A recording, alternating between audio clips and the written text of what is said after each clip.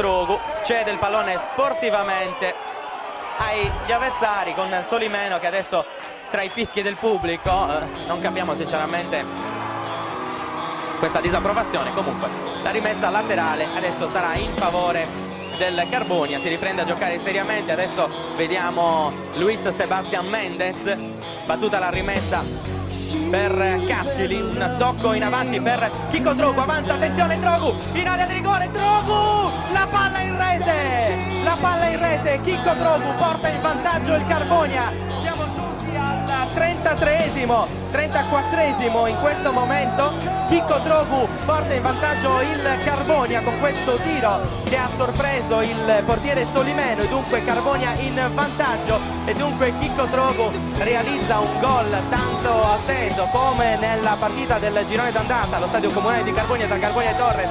Aveva sbloccato il risultato proprio il talento di Sant'Ali, e questo è un gol importantissimo sicuramente per la formazione di Carbonia che va in vantaggio. Ricordiamo ancora quando si sta giocando adesso il 35esimo, e al 34esimo Chico Trogu ha portato in vantaggio il Carbonia. Quindi con questo gol è scattato, ne ha approfittato dell'incertezza della difesa e ha trafitto il portiere Solimeno.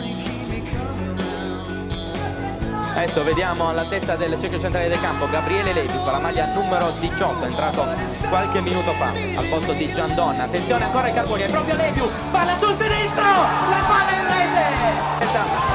Del limite dell'area di rigore Levi ha effettuato un tiro di grande potenza con il sinistro, la palla in rete per il raddoppio. Grande gol davvero da parte di Gabriele Levi, è mossa azzeccata per Graziano Magno, e dunque 31esimo e Carbonia in vantaggio per 2-0.